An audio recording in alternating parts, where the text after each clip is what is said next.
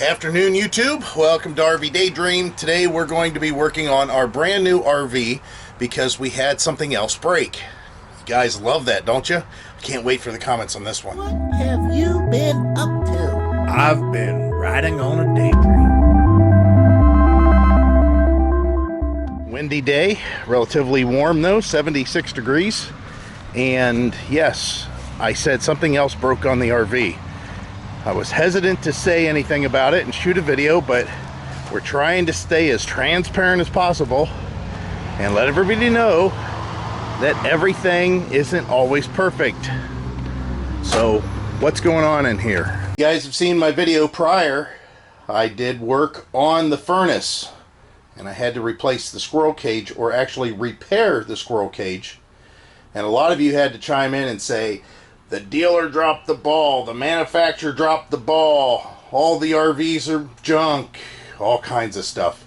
And that was not the case. So let's move our gaze upwards just slightly to the microwave. So we went out camping the other day, and whenever we were at West Branch, we were having coney dogs and baked beans. So Heidi had cooked the coney dogs on the stovetop. She put the coney sauce in the microwave, put a cover over it, heated it up, everything was great. Then it was time for the baked beans. When she put the baked beans in there, they wouldn't heat. When we put anything in there, it wouldn't heat. I tried everything to get it to work, and it didn't heat. So I screwed around with frozen dinner settings and stuff like that. I got it to boil a little bit, so I said, let's go ahead and put those baked beans back in there. Hurry up. Let's try to heat them up. It didn't work. So here's where I say the manufacturer and the dealer both came through, just like they would have with the furnace if I would have followed through. Whenever I called them about the furnace and that it was making that noise, they wanted me to bring it in immediately so they could look at it. And it was because it was a critical appliance that was gas related, propane gas. They didn't want somebody just messing around with it that didn't know what they were doing for the most part. And in my case, I knew what I was doing, but they couldn't take that responsibility. So they offered to fix it, and it was going to be warranted immediately, but I would have to take the RV in. Instead, I chose to fix it myself. We talked about that on the repair video, or the one that actually followed, because a lot of people said the dealer dropped the ball, they didn't test it, the manufacturer dropped the ball. Stuff breaks. It just breaks. I mean, I told you we heated a bowl of coney sauce with the microwave, and then it broke. I mean, it just happens. Now, you're going to say, that stuff's junk. Listen, that 1992 Terry RV that we had an old original 1992 microwave. It had knobs on it. It didn't have a button of any kind. You turned the dial would click, and then it would ding whenever it was done. It worked perfectly. When we first got that, I thought for sure we're going to take this microwave out and put something else in, but that microwave worked perfect. It was great, and it still works perfect. This one is digital. It's newer. However, guess what? It's the same brand. They're both Magic Chef. So it wasn't like that they're throwing in some kind of a unknown brand. It's a good brand. It just so happened it broke. So what we did is we called the manufacturer of the microwave directly, because we had all kinds of paperwork that was in our folder that we got whenever we bought the RV that Forest River supplied. And there was paperwork on the Magic Chef and said, for warranty, please call this number. So we did. We called Magic Chef. Magic Chef said it would cost us $100 for them to send out a mobile mechanic, a mobile RV mechanic, to troubleshoot the microwave.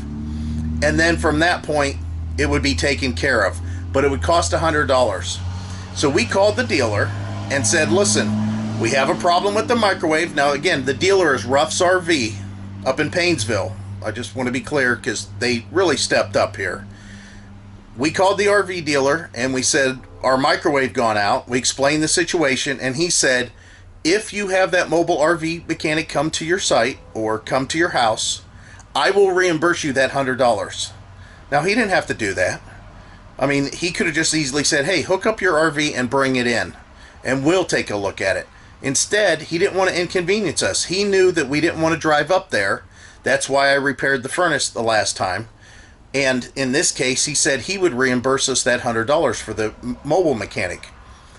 In turn, I told him, was there anything that he could do to make it to where we didn't have to make him pay $100 or us pay $100 for a mobile RV mechanic? It was more than obvious the microwave didn't work. And he went ahead and went out of his way, got hold of Forest River, talked with them directly, and at that point had them drop ship a new microwave to our door. And you can see UPS just delivered it.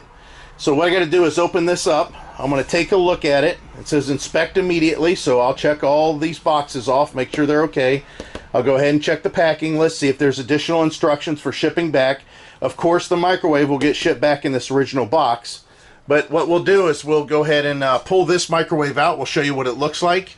It shouldn't be too difficult. Obviously, right away I can see there's going to be Robert's head screws, 6 of them.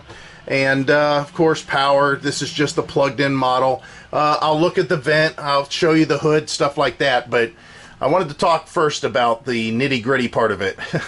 So let's jump into the repair part now. So like I said, we're going to remove these 6 screws. So let's see what that looks like once I got them off. Once these 6 screws are off, you just slide everything out. You can see the microwave's coming with it. This retains the microwave as well. This plate will most likely come off of the microwave once we get it out far enough. Now the microwave obviously is plugged in, but not only that, there might be some sort of a vent situation between this hood here or even the microwave. So be cautious of that as you lift it out. And this isn't exactly light, so you may want to have somebody help you.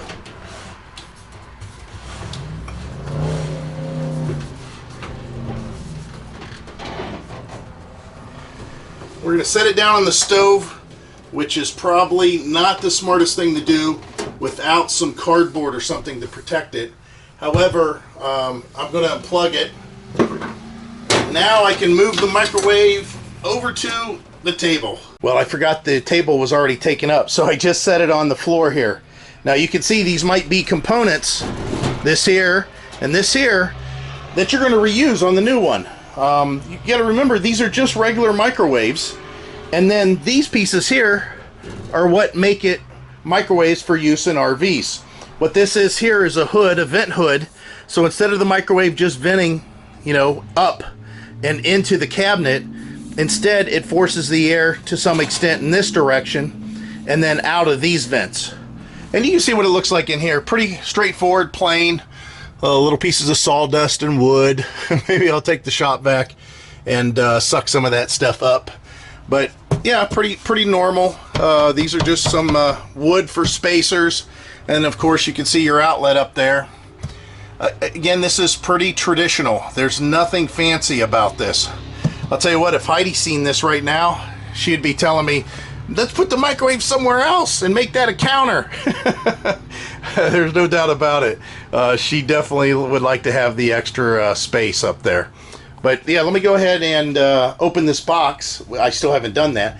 And look at the microwave and see what it looks like in there. When I opened the box, I seen a couple of metal pieces here that I wasn't really familiar with or what they might be for. So at that point, I wanted to make sure that that wasn't something that would be utilized in the new one, and I can't seem to find those quite yet. Nice thing is it looks like that the exhaust redirect is already in place. So we'll pull this out, and again, I think that fascia is going to have to be attached to this one because that's pretty specific, and we'll make sure that we don't utilize these pieces here. And then of course the old microwave all goes in there and shipped back. So here's the new microwave. Guess what? It looks just like the old microwave. I'm sure this one works though. And all the components inside, we'll go ahead and have to transfer all this stuff over to that one there to make sure that the tray doesn't get broke and the glass, all that stuff doesn't get hurt, injured, broke, whatever. There's a lot of little things that I got to do to this to prepare it, but the main thing that looks like I have to do is make sure the leg supports match in height with this one, and then put that face surround on this one, and it looks pretty good from that point on. Right now I went ahead and I positioned this back on the way that it was on the other one. The way I know that is I lined it up with the bare spots on the metal where the screws had gone before. That might need to be changed a little bit. We'll have to see. But for the most part, it's ready to go in. I did put a piece of towel down, or a towel down, to cover up the glass to make sure it's protected. If you pull the microwave out just a little bit here, not too far, the cord, even though it's sitting on the counter, will reach the plug then up top here. See, just plug right in. It should beep or something. Yeah, it beeped. How about that? So, yeah, looks good. Looks like the other one used to. Just the other one never heated. Well, that's except for that one time when it heated coney sauce, and that was it. So now what I'm gonna do is go ahead and lift this up, put it back in position.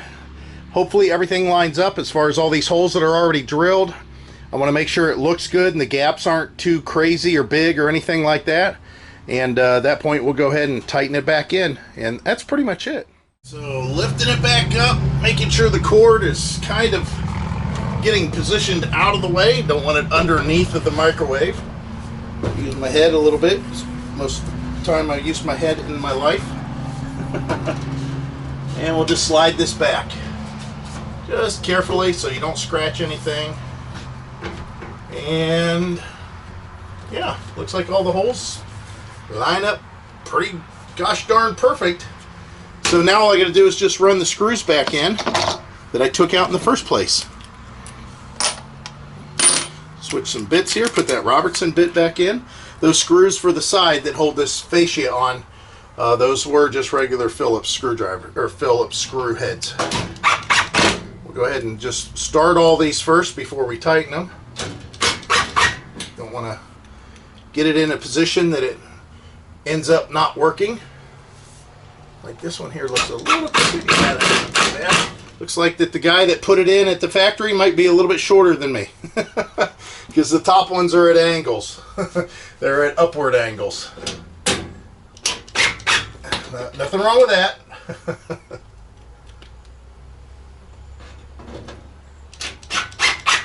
And this will be the last one, so I'll tighten this one.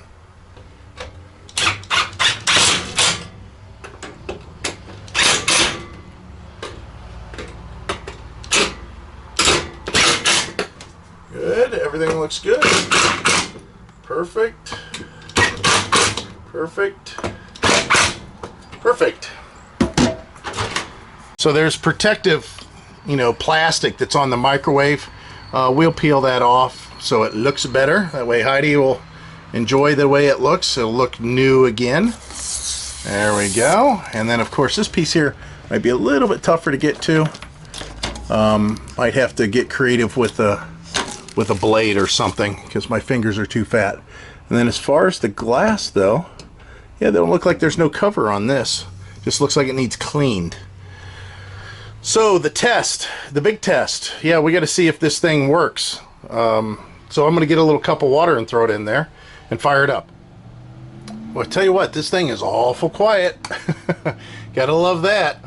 All right, I just put some water in there. I don't know how to, I don't heat up coffee or nothing. I'm not a coffee drinker, so I have no idea what any of that means. But let me see if it's hot. Oh yeah. Oh yeah, that's definitely hot. So now what I'm going to do is go ahead and box this back up exactly the way that it was whenever I opened it up initially, and make arrangements with the RV dealer to get the package or get the microwave up to them, or Forest River, however they want to do it, so they can get their money back for a defective microwave from the manufacturer.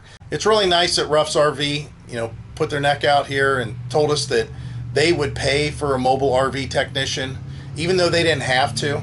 And when we told them, hey, we can install it, we know it's bad, and they agreed.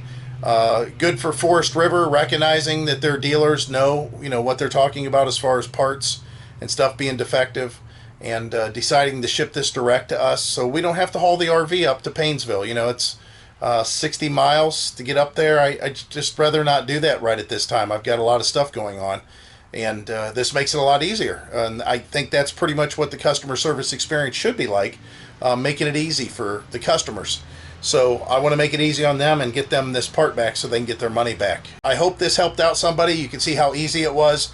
And if you have a problem with your microwave, make sure you talk to your dealer, talk to the manufacturer of the microwave, and talk to the trailer manufacturer. See what they can do for you. I appreciate you guys watching, and as always, hope to see you out there. Bye.